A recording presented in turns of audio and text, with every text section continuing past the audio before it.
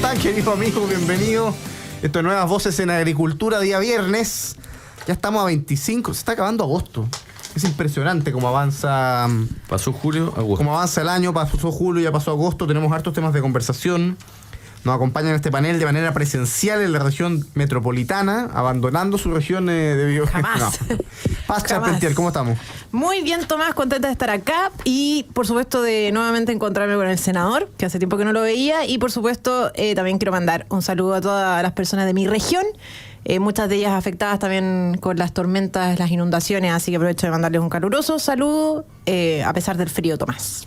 Senador Cruz Coque, ¿cómo estamos? Bien, contento de estar acá presencial y qué bueno que está La Paz porque para que nos cuente un poco cómo está el Biobío y cómo ha sido también la acción de las autoridades, que yo creo que también importa, porque acá tú sabes que siempre se hacen muchas gárgaras en la crítica, pero también en la acción. Y fue algo que tú te acuerdas que siempre se le criticó mucho al presidente Piñera en su momento, pero yo creo que en términos de acción respecto de la solución de crisis ambientales, de terremotos, de catástrofes naturales, era bastante sólida la acción de los Ceremi, de todas las autoridades hacia abajo, que requieren obviamente una coordinación enorme con los municipios. Así que primero un saludo a todas las personas que están siendo afectadas hacia el sur del país, y segundo un llamado también a las autoridades para olvidarse también de colores políticos y aquí tratar de cooperar lo más transversalmente posible, porque hay gente que lo está pasando muy mal. Así es, Pacha Charpentier, como bueno, yo vi las principales imágenes de la zona del Maule y la zona de la región de O'Higgins, particularmente en Santa Cruz, en Licantén y en otras localidades que estaban literalmente bajo el agua, sí. Prácticamente todo el pueblo inundado. Y ojo, con las consecuencias en materia de agricultura, ya que estamos acá, gravísima.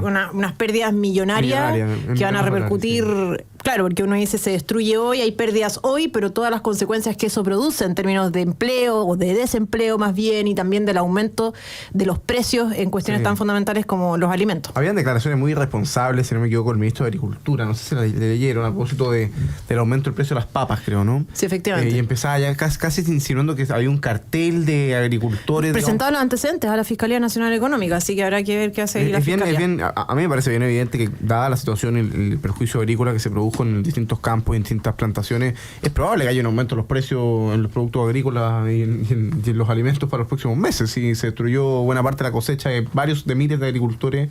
Así que ahí se dan dos cosas. Habían millones de dólares. En alguna parte salió la cifra, que era en el Mercurio, la cifra de pérdida en términos monetarios.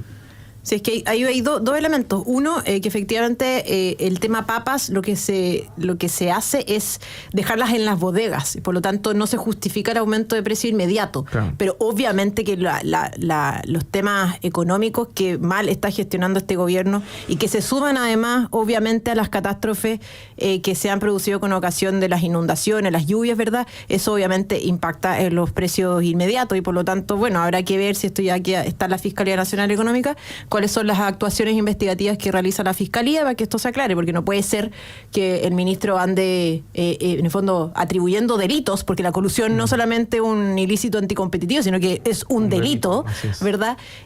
Así, sin apuntar directamente a los responsables. Oye, cambiémonos un poco de tema. Los primeros días del ministro Cataldo, el ministro del Partido Comunista en Educación, no han sido fáciles porque ha estado en negociaciones con el Colegio de Profesores, que ya definió que convocó un paro indefinido a partir del próximo martes 29 de agosto a las 7 horas. El ministro Cataldo manifestó su preocupación, pero al mismo tiempo no había llamado a la evasión del metro, a evadir nuevamente el metro, que nos trae esos recuerdos lamentables de octubre de 2019. Por supuesto, en su minuto, buena parte de las autoridades de gobierno justificaron y validaron la evasión como una forma legítima de desobediencia del civil, decía el presidente de la República en su minuto, y el ministro Cataldo, que en su minuto también la justificó, tuvo que salir a hablar y dijo algo así, que en este contexto no se justificaba, no estábamos en tiempos de evadir, o sea... No, los tiempos de Piñera pasaron. Claro, vuelven las contradicciones de un gobierno que se ve enfrentado al Colegio de Profesores, en particular el ministro de Educación, y el Colegio de Profesores que llama a un paro nacional indefinido a partir del próximo martes. ¿Qué te parece, senador Cruz Coque? Bueno, mira, yo me hubiera preocupado realmente si el colegio de profesores hubiera llamado a su integrante a hacer clases. Entonces esto significa que Chile está en la normalidad más absoluta, porque el gobierno de profesores vive en paro cuando no vive amenazando de paro. Entonces yo tengo la impresión de que aquí nuevamente nos damos cuenta de que finalmente estos colegios profesionales y algunos gremios en particular están absolutamente capturados por una izquierda radicalizada que sirve ciertos propósitos. Lo hemos visto, nosotros lo vimos mucho en la Comisión de Trabajo con la ministra Jara y los acuerdos entre comillas que tiene con la CUT, que son las mismas personas que van a llenarle los anfiteatros, bastante acotados, debo decirlo, además de no más de 150 o 200 personas, donde partió con un tren al sur, con camas y petacas a dar la buena nueva de la reforma previsional, y donde cuando se fueron a meter personas que no pensaban cómo piensa la CUT o como piensa la ministra del Trabajo, sencillamente lo sacaron a punta de pifia. Incluso uno señaló ahí, dijo, oiga, ¿sabe qué? En un arranque de honestidad que me imagino que habrá sido castigado posteriormente, dijo, oiga, mire, ¿sabe que estamos puras personas acá que pensamos más o menos lo mismo? Sería bueno que esto pudiéramos expandirlo, abrirlo a personas que piensan un poco distinto. Y es lo que sucede con el Colegio de Profesores, con el Colegio de Periodistas, con la CUT en general, ¿verdad? Que son órganos que están capturados en particular por ciertas fuerzas de izquierda y el Partido Comunista en particular. Entonces yo recuerdo cuando nosotros aprobamos en su momento las 40 horas, yo era presidente de la Comisión de Trabajo, que efectivamente quedaron con unas 40 horas bastante flexibles, podemos llegar hasta 52 horas, asunto que nunca se logró comunicar muy bien, y mucha gente del mundo más a la izquierda dijo, mire, esta reforma la verdad que lo que hace es abrir a que haya flexibilidad. Yo personalmente soy muy partidario de que exista flexibilidad laboral, pero la CUT se quedó callada porque tenía un acuerdo con la ministra, y así ha sido. Entonces, lo que sucede hoy día con el Colegio de Profesores no es nada raro. Lo raro sería que el Colegio de Profesores dijera, oiga, por favor, vamos todos a clase. Y les quiero recordar que para la pandemia, quienes más se opusieron a que los profesores volvieran a clases fue el Colegio de Profesores, siendo que habían sido los primeros que se habían vacunado. Entonces, esto no es nada raro. Cataldo obviamente tampoco se va a pelear con ellos, y estas son en el fondo lo que estamos hoy día probablemente escuchando, lo que se llaman cachetadas de payaso. Acá a mí no me vengan a decir que Cataldo no sabe lo que el Colegio de Profesores va a hacer. Oh, sorpresa, se van a paro, por favor, no.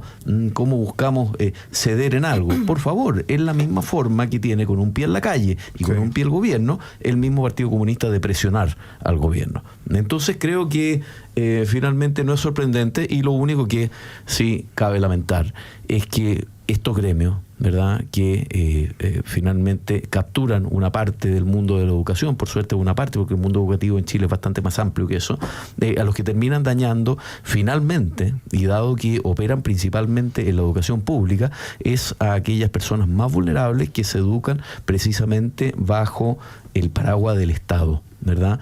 Probablemente menos afecta a los subvencionados y menos aún a la educación particular. Por tanto, yo hago un llamado a tratar de sacar a estas personas, ¿verdad?, a denunciar a esas personas que no quieren hacer clases y que privilegian posiciones políticas, ¿verdad?, por sobre la educación de los niños.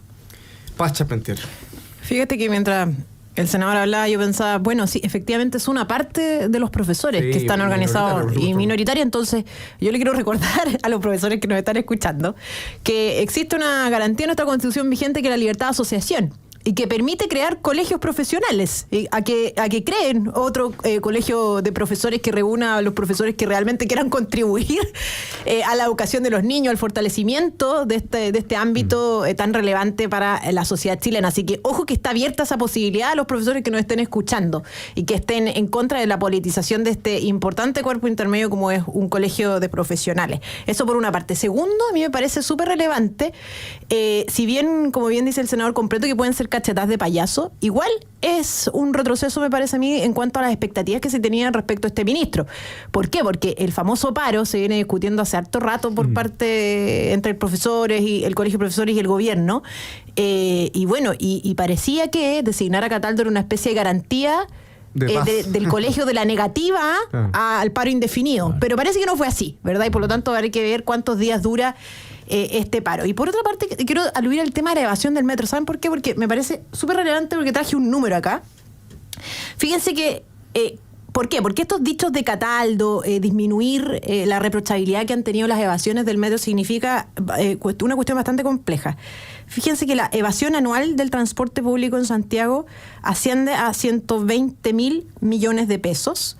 Y fíjense que eso es equivalente, o es el doble de lo que nos costaría una defensoría penal de las víctimas. Para víctimas, digamos, claro. ¿sí? Porque si la Defensoría Penal Pública hoy día nos cuesta alrededor de 65.000 millones de pesos anuales, es decir, fíjense que si nosotros en Chile lográramos evitar la evasión, podríamos tener una Defensoría Penal de las víctimas sin incurrir en ningún peso adicional a lo que ya gasta el Estado. Entonces, aquí cuando hablamos de evasión no es cualquier cosa.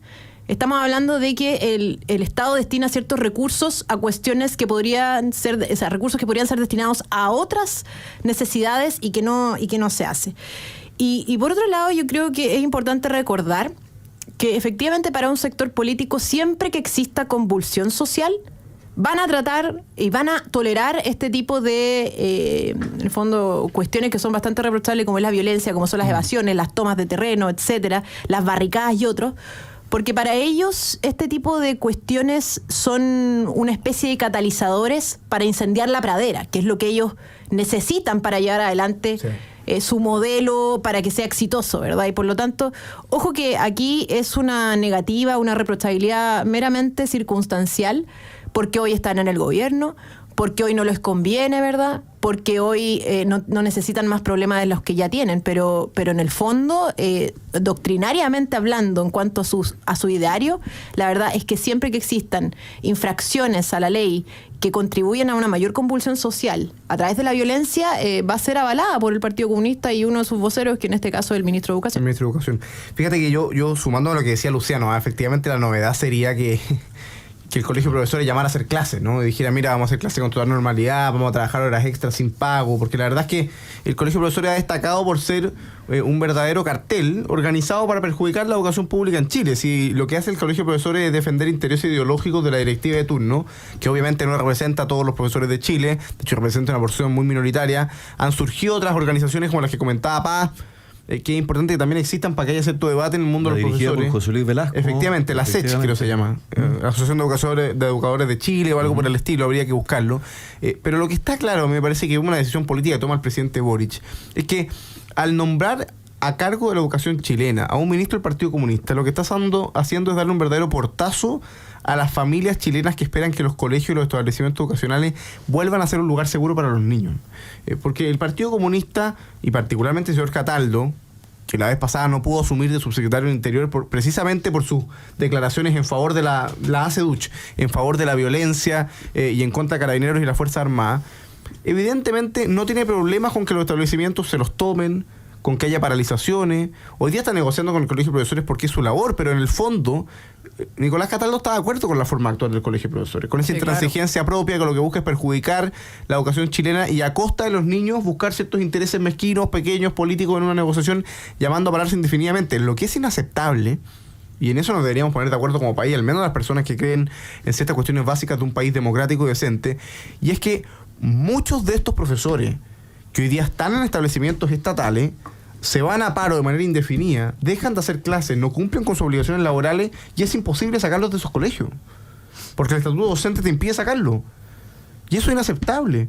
No solo porque hay plata por medio que se está perdiendo, sino porque hay profesores que no están cumpliendo con su responsabilidad, que están perjudicando el proceso educativo de los niños. Y todos los años nosotros asistimos a ver cómo el colegio de profesores chantajea la negociación pública y no hay ninguna consecuencia. Y no hay, la verdad es que ninguna consecuencia. Y lo mismo ocurre, y que fue lamentable, y así partió el 18 de octubre hace 3 años, con las personas que empiezan a evadir los metros. Hoy día hay destrozos en la estación República, en la línea 1. La pregunta fue, ¿qué va a pasar con esas personas? ¿Qué procesos judiciales se van a iniciar? ¿Qué responsabilidades van a tener que pagar? ¿A qué sanciones se van a ver expuestos? Porque lamentablemente, el 18 de octubre, hace 3 años, hace 4 años, todo esto partió con evasiones en el metro. Con escolares que se sentaban, no sé si se acuerdan, en los andenes del metro. Estaban sentados. ¿Y qué decía el gobierno? No podemos sacarlos por la fuerza. No podemos sacarlos por la fuerza. Entonces, en la medida que tú empiezas a correr el eje y permites que hayan personas sentadas en el andén, se empiezan a saltar los torniquetes, el paso siguiente es destruir los torniquetes, porque para qué estar saltando si te los podéis romper. Al día siguiente estáis rompiendo la luminaria, quemando las estaciones. bueno, tú pierdes el respeto a cuestiones tan básicas como el respeto a la ley y a no joderle la vida al resto. No, pero no solo eso, Tomás. Fíjate que cuando tú lo que estás haciendo una reivindicación social para ciertos efectos de justicia social, por llamarla así, ¿verdad? Y resulta que a los que más está afectando es precisamente aquellos que serían objeto del beneficio de la justicia social que tú estás invocando. Es bien contradictorio, porque ¿quién usa el metro? ¿Ah? ¿Quién lo usa? Lo usa la clase media chilena. Bueno, como hoy se está discutiendo aumentar el precio del transporte público en circunstancias que va a ser a costa, digamos, de la gente que paga el metro. O sea, una cuestión. El aumento y de la gente, y además con la cantidad de personas que van en el metro y el transporte público en general, que es subsidiado. Pero además piensa tú que el gobierno no se atreve a hacer está paralizada la tarifa. Está paralizada la tarifa y obviamente se está subsidiando porque hay temor y terror, básicamente, porque es una falta de valentía política enorme, no subir el precio a lo que en la práctica correspondería para que esto pudiera pagarse. Se entiende que el gobierno está haciendo un esfuerzo y que evidentemente hay que tratar de hacer un subsidio, pero un subsidio más focalizado, ¿verdad? Acá el problema tiene que ver también con la enorme evasión que nosotros tenemos a diario y de toda esa gente decente que paga el metro y personas que ya decidieron sencillamente, tío, yo paso y no pago. ¿Te fijas o no? Entonces, ahí yo creo que hay, mira, me acordaba del profesor que injustamente decía que por estar destruyendo precisamente uno de los torniquetes, el profesor Torniquete, luego lo encontraron también nuevamente rayando un monumento nacional, ¿verdad? Nosotros esta semana tratamos el proyecto de reincidencia en la Comisión de Constitución del Senado, y aquellas personas que vuelvan a reincidir van a tener obviamente muy pocas posibilidades de tener beneficios de volver a salir.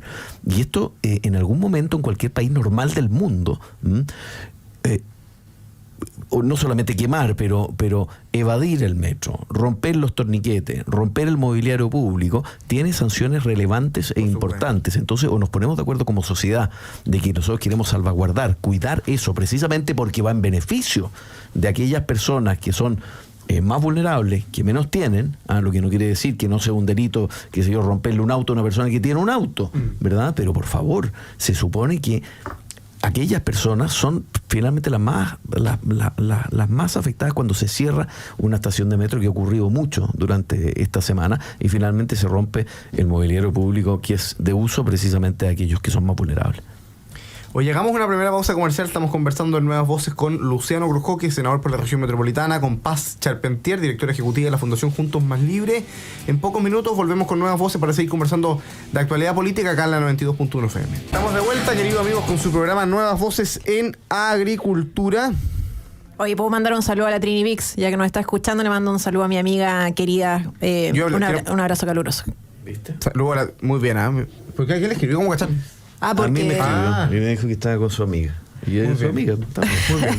Bien, lo saludo. Yo le mando un abrazo a nuestra queridísima Macarena Bravo, panelista del programa todos los martes, que está de cumpleaños hoy día 25 de agosto. Así que un abrazo a la Maca. Ahí vamos a estar celebrando a nuestra querida prosecretaria del Partido Republicano. Saludemos a quienes hacen posible el programa y seguimos conversando de actualidad política. Posgrado de la Universidad San Sebastián cuenta con más de 100 programas en diversas áreas del conocimiento. Más de 14.000 egresados han preferido sus magísteres, diplomados, postítulos y especialidades. Conoce más en posgrados.uss.cl. En Enel buscamos cuidarte, que tu servicio eléctrico sea continuo de calidad. Por eso, si sabes de un hurto de cables que haya generado corte de electricidad en tu barrio, puedes denunciarlo de manera anónima al 600-696-0000. Ayúdanos a evitar esta práctica ilegal y a mantenernos seguros con Enel.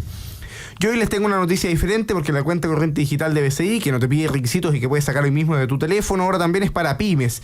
Si estás buscando un apoyo que te permita acceder a mejores soluciones financieras y herramientas para tu negocio, la cuenta corriente digital de pymes es para ti. Ábrela hoy y úsala hoy. Cuenta corriente digital para pymes del Banco BCI. Y Carlos Herrera, Máster Naceros y Más, administrada por la segunda generación familiar, te espera en sus sucursales con una atención especializada para apoyar en todo lo que necesitas para la realización de tus proyectos. Más información, por supuesto, en carlosherrera.cl. Conversemos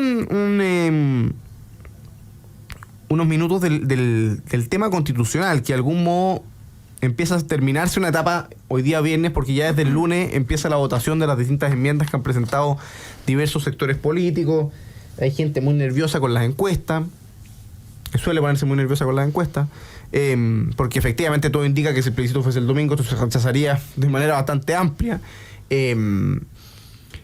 Hay declaraciones cruzadas, en fin, ayer salía que José Antonio Kast decía algo así como que no dudarían en rechazar un proyecto que consideren malo para Chile, y por lo tanto abre una dimensión que quizás no está en la discusión, que es la posibilidad de rechazar.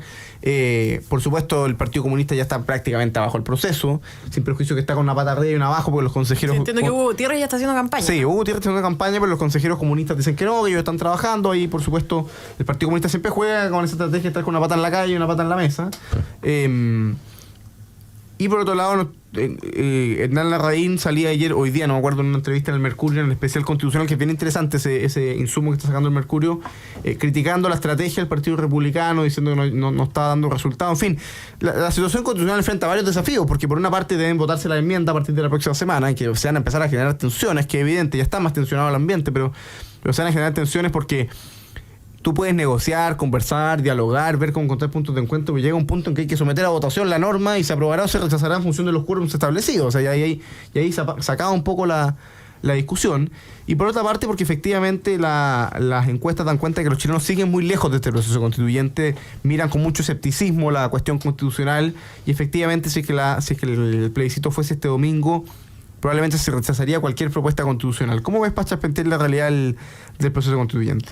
Fíjate que no solo hay un tema ahí de la opinión pública que tiene que ver con que la mayoría votará, cuando le pregunten cómo va a votar en diciembre, dice en contra, pero también le preguntan, bueno, ¿y cuál es su expectativa? ¿Cree que vamos a tener una nueva constitución? Y también un porcentaje importante de personas, si no la mayoría, cree que no, digamos, o sea, dándolo por perdido también. Eso es un punto relevante. Y en cuanto a esta entrevista que da Hernán Larraín el día de hoy, efectivamente, bueno, él alude a un punto que a mí me parece complejo, que tiene que ver con el tema de la legitimidad, porque dice algo así como, oiga, ¿sabe qué? En realidad esta constitución es en alguna medida ilegítima, y eso explica por qué razón hoy mucha gente se salta la constitución, ¿cierto? No hay un ánimo como de cumplimiento de la constitución. Entonces yo creo que primero es subjetivo y también peligroso. Subjetivo, ¿por qué? Porque, claro, Hernán Larraín puede considerar, digamos, ilegítima la constitución vigente, pero también hay un porcentaje importante de personas que puede considerarla ilegítima y que la considera ilegítima. Y más allá de opiniones, la constitución vigente es legítima porque lo ha sido durante todo este tiempo. Uno no puede decirle a las personas que, por ejemplo, el progreso que tuvieron en virtud de las condiciones fijadas por la constitución vigente es un progreso ilegítimo. O uno no puede decirle a la sociedad civil, a las distintas empresas, a las universidades, ¿verdad?, que se fundan en la existencia de la constitución vigente, en los colegios, ¿verdad?, y otras tantas instituciones de la sociedad civil que se han visto fortalecidas por el ordenamiento jurídico vigente, que son ilegítimas, o que los 30 años de progreso en sí mismos son ilegítimos, todo lo contrario, ¿verdad? O que el sueldo que cobró Hernán Larraín como constituyente era legítimo, estaba ahí porque a mí me parece, la constitución se lo fijó. A mí me parece que más allá de opiniones, la constitución vigente está legitimada en virtud de la realidad. Entonces, esto de poner en duda la legitimidad de la constitución vigente en circunstancias que no solo lo he dicho anteriormente, sino que actualmente es la constitución que nos rige, es decir, las garantías de todos los ciudadanos están consagradas en esa constitución. Esta constitución ha sufrido modificaciones durante los últimos años, incluso durante todo este proceso constituyente, y funda el nuevo proceso constituyente. Entonces a mí me parece muy complejo esto de confirmar este tema de la legitimidad, porque además, dicho sea de paso, uno perfectamente podría considerar, por ejemplo, ilegítimo este proceso constituyente vigente, y por lo tanto fundar el ánimo de cumplimiento de las normas en virtud de su legitimidad me parece complejo. ¿Por qué? Porque la legitimidad, o más bien la voluntad de cumplimiento de las normas, Tomás, debe fundarse no en la legitimidad o ilegitimidad, porque esto es esencialmente subjetivo, discutible, debatible, y va a ser algo permanente, sino que más bien en el ánimo republicano, en las convicciones democráticas, en las convicciones de moralidad pública, lo que significa el cumplimiento del deber, y por lo tanto también comprender que son esas las convicciones que deben inspirar a quienes cumplen o no cumplen las normas, porque además siempre tenemos que ser conscientes de eso, que existen fuerzas políticas en nuestro ordenamiento vigente que jamás van a considerar la Constitución, cual sea esta, legítima, salvo que consagre sus propias pretensiones totalitarias, como lo es el Partido Comunista. Entonces, ojo con ese asunto de la legitimidad, que me parece complejo. Luciano Brujo. A ver, varias cosas. Primero, claro, si nosotros estamos en un problema básicamente que parte de una falsa premisa, y esto yo lo vengo sosteniendo hace bastante tiempo, que es que Chile tiene un problema constitucional Nosotros no tenemos un problema constitucional, tenemos un problema político. La Constitución, que efectivamente tiene origen en dictadura, es una Constitución que se ha ido modificando en todos sus componentes más esenciales, me atrevería a decir, más gruesos, con una gran modificación firmada por Ricardo Lagos el año 2005. Cuando uno abre la Constitución, lo que ve son la firma de Francisco Vidal, de Ricardo Lagos, de Jana Proboste, de Dockendorf, de Walker, de muchos ministros que son ministros. Esta es una Constitución básicamente socialdemócrata que tiene mecanismos de reforma y que se ha ido reformando durante mucho tiempo. Yo he sido parte 4 años de la Comisión de Constitución, también 1 año en el Senado de la Comisión de Constitución. Hemos hecho múltiples reformas, todas las reformas que habilitaron los procesos constitucionales que hemos vivido, los plebiscitos, etcétera, fueron productos de reformas constitucionales. O sea, esta es una Constitución que, además, a decir Fernando Atria Dixit, ya no tiene los candados constitucionales que tenía, porque hoy día se puede reformar en sus elementos más esenciales por 4/7. Por tanto, nosotros no tenemos un problema constitucional. Esta Constitución tiene absoluta legitimidad, ha permitido al país no solamente crecer, desarrollarse, pero efectivamente nosotros tenemos un problema de lo que Carlos Peña ha llamado de anomia, ¿verdad?, que también se emparenta bastante con aquello que el mismo gobierno de Allende, que ha estado en boga durante esta semana, ¿verdad?, respecto de la declaración de la Cámara de Diputados, señalando que el gobierno de Allende había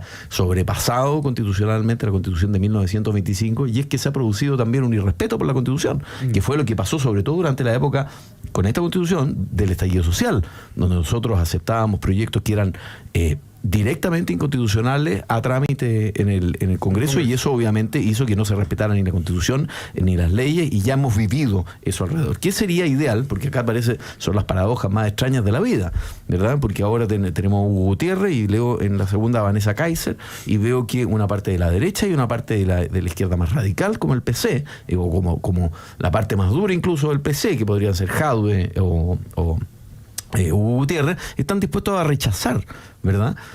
Entonces, acá tenemos un problema muy complejo. Yo siento que para el Partido Republicano tiene que ser tremendamente duro, porque se ha metido en un zapato chino. Le ha tocado liderar un proceso que no quería. Esto es como el caballo de Troya, un presente griego para el Partido Republicano. Si me lo dejas, me mata; si me lo sacas, me muero, ¿verdad? El puñal, ¿verdad? ¿Cómo se hace para dirigir un proceso en el que no se creía? Porque el Partido Republicano decía, mira, acá no hay problema constitucional. Y yo creo que tienen razón en que no hay un problema constitucional, pero efectivamente que sí tenemos un problema respecto del incumplimiento de la Constitución.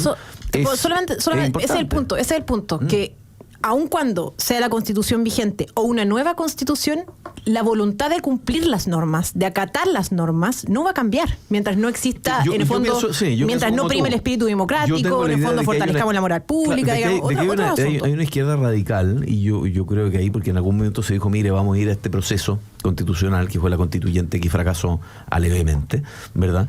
Y que va a ser como una especie de terma, donde todos nos vamos a poner de acuerdo, y todos vamos a ser amigos, y vamos a comer perdices y ser todos felices. Y no pasó. Y no va a pasar, creo yo, porque hay una izquierda que lo que le gusta es que exista un cierto caos social para poder estar en la calle, para poder, en el fondo, hacer valer aquello que querían hacernos valer con el proyecto constitucional. Yo te aseguro que si el proyecto constitucional que se rechazó se hubiese aprobado, y que era de todo el gusto de la izquierda más radical, se hubiese aprobado, no estaríamos con el problema de legitimidad ni el problema constitucional, porque en ese sentido hay una izquierda que lo que busca es finalmente acentuar la diferencia para crear caos social, porque ahí es donde emerge, donde crece y donde puede imponer finalmente los términos de la conversación y del diálogo. Por eso no hay que comprarse ese paquete. No hay que comprarse ese paquete, pero asunto distinto es decir, mire, nos vamos a quedar eventualmente, si este proceso se rechaza, pues yo veo además a la ciudadanía muy distante de aprobar cualquier cosa, la Constitución se va a poder seguir reformando, y hoy día yo tengo garantías plenas de que en el Senado va a haber posibilidades de que aquellas reformas que eventualmente conciten los 4/7 y la unidad de ciertos sectores del país se va a poder reformar, ¿verdad? Y vamos a volver finalmente a lo que es la realidad de las cosas. Es que esta Constitución que nosotros tenemos se ha podido reformar, y finalmente con el cierre de este proceso va ojalá a volver a tener la, entre comillas, legitimidad social que habría perdido de alguna manera, porque efectivamente el país tiene que seguir funcionando sobre una base de constitucionalidad y sobre la base de ciertas instituciones. Y para eso creo yo que existen las mayorías para poder reformarla eventualmente, incluso si este mismo proceso fracasa, entre comillas. Y eso sería interesante, no sé cómo ahí en la Comisión de Constitución sería súper interesante saber cuál es el plan B, cuál es el backup de esta situación, porque yo creo la verdad que no hay plan B.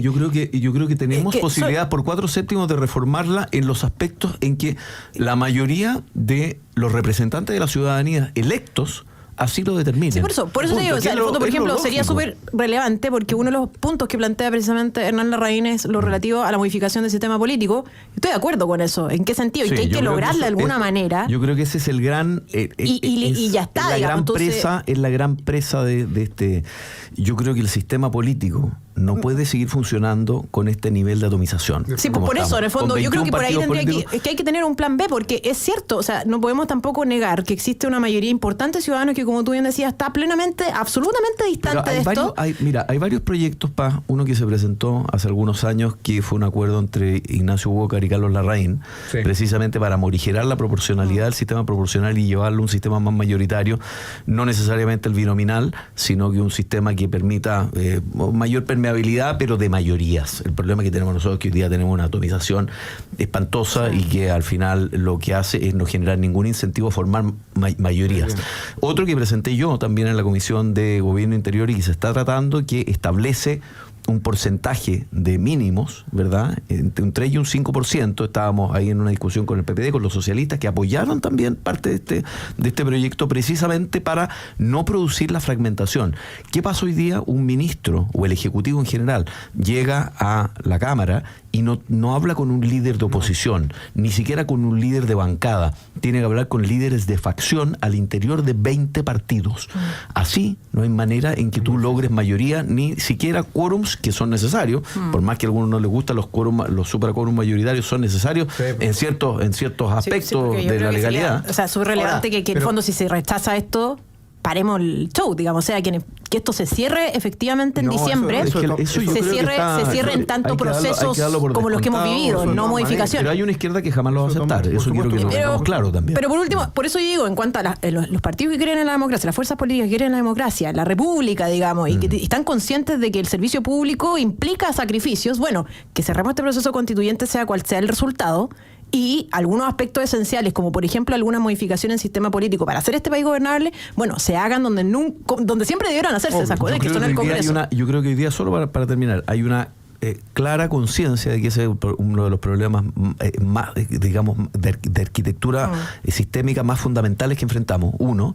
Y segundo, yo tengo la idea de que hoy día contamos, al menos en el Senado, ¿verdad?, que debiera ser el gran impulsor de estos cambios políticos propiamente tal, con una mayoría consciente en un mundo del socialismo democrático, socialdemócrata y del centro hacia la derecha, de que tienen la mayoría suficiente para poder proponer estos cambios y llevarlos adelante. Por tanto, yo creo que hay que pensar que nosotros ojalá tengamos un país donde nos dejemos de pensar en qué es lo que está pasando en términos constitucionales, que es un asunto que la ciudadanía estamos viendo que no le está interesando en lo más mínimo, y podamos pensar ya con ciertas reglas claras de al menos del sistema político, pensar en adelante en crecer, en desarrollarnos, en darle mayor bienestar a la ciudadanía. Hay un punto que es súper importante, o sea, vamos a cumplir este año 4 años desde el 2019, y yo creo que acá no podemos olvidarnos realmente de en qué fondo, cuáles eran las motivaciones que la gente de bien tenía para levantar los carteles relativos a las pensiones, para levantar los carteles relativos a una mejor educación, y eso realmente, o sea, es vergonzoso como ha quedado debajo de la alfombra. Bueno, o sea, y hay que hacerse la pregunta que hizo Reagan. Y no ha avanzado nada, está esto congelado. En su elección, ¿qué es lo que decía? ¿Está usted mejor que lo que estábamos hace 4 años? Yo creo que ningún chileno responde afirmativamente a eso. No, estamos mucho peor, y por eso que también tenemos no solamente que hacernos cargo de las demandas sociales, que algunas sí son efectivas, y por eso la PGU subió, y tenemos que seguir, qué sé yo, mejorando las pensiones y meternos en el sistema de salud y meternos evidentemente en todo lo que son los temas sociales más gordos, ¿verdad?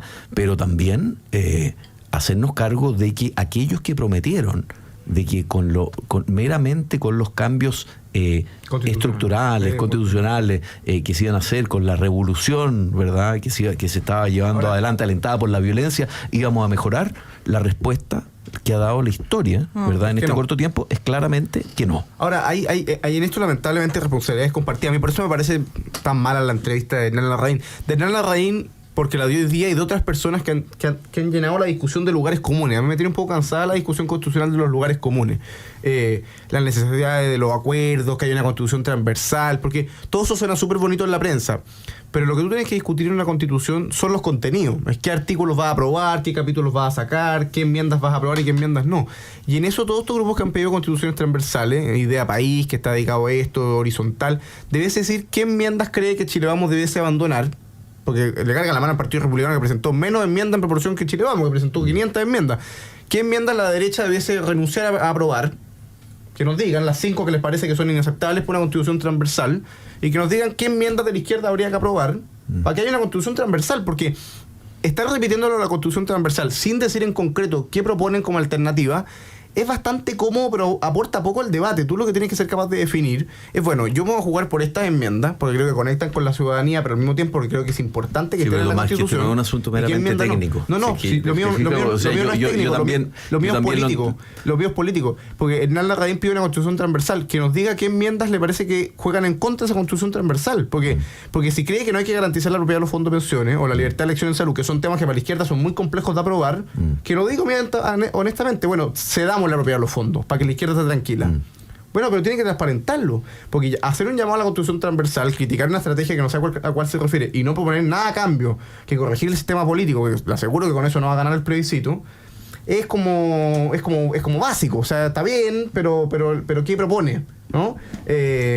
Porque la verdad es que además él tiene que hablar como ex constituyente, como director de un centro de estudios de una coalición y como miembro de un partido que tiene consejero. O sea, él no es un caído del cielo, digamos, que puede asumir no, a ver, ninguna responsabilidad. Mira, yo también, yo creo que acá estamos, este es un proyecto, un cul-de-sac, como se dice. Este es un proyecto que es muy difícil, porque está finalmente quienes componen la mayoría de las personas que pueden generar un cambio, que son los republicanos, no querían este proyecto en estricto rigor. Entonces es muy difícil, sin horadar la base propia de apoyo, de sustento que el mismo partido tiene, que tiene José Antonio Kast probablemente como su figura más destacada y su probable candidato presidencial, embarcarse en el fondo en algo que aparentemente a sus mismas bases también les parece complejo. Entonces yo siento que la paradoja eventualmente está en que a veces las enmiendas que se han propuesto van más allá de lo que se consideraría una constitución de término medio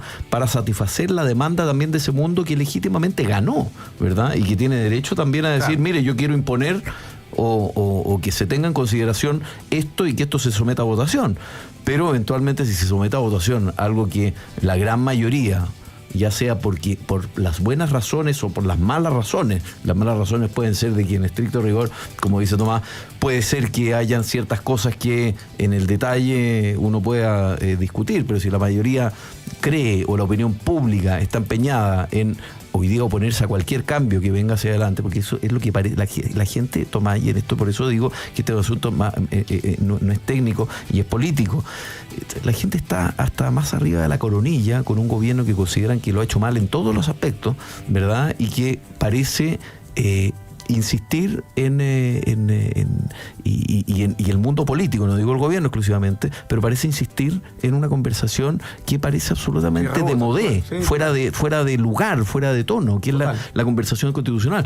Pero tampoco nos podemos hacer los tontos con que efectivamente hay un elefante en la habitación y hay que hacerse cargo de eso, ¿verdad? Por ende, hay que pensar que si eventualmente este proceso fracasa, también hay instituciones que pueden efectivamente tratar de tomar aquellos elementos donde en 4/7 haya acuerdo y modificarlo. Planear un plan B como una suerte de tercera apuesta constitucional, creo que no hay espacio. La ciudadanía lo rechaza. Otro proceso más, no, por favor. Yo creo, y lo vuelvo a decir acá, que el problema no es constitucional, el problema es político, y que como siempre la realidad termina cayendo donde corresponde, y esto se va a solucionar donde siempre debió haberse solucionado, en el Congreso Nacional. Hagamos la última pausa comercial, nos va a quedar un último bloque casi desaparecido, pero en pocos minutos estamos de vuelta aquí con Luciano Brujoki y con Paz Charpentier en Nuevas Voces. tu programa Nuevas Voces. Nos quedan literalmente segundos de programa. Tenemos un segundo bloque muy interesante aquí de conversación constitucional. Vamos a estar atentos a que pasen los próximos días.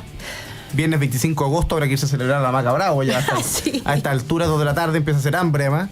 Así que, queridos amigos, les deseamos un muy buen fin de semana. Le agradezco a Luciano Brujoque, Pacha Pentier por acompañarnos este día viernes en Nuevas Voces de Agricultura.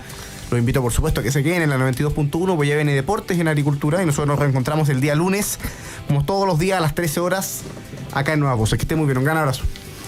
Chao. Chao, chao.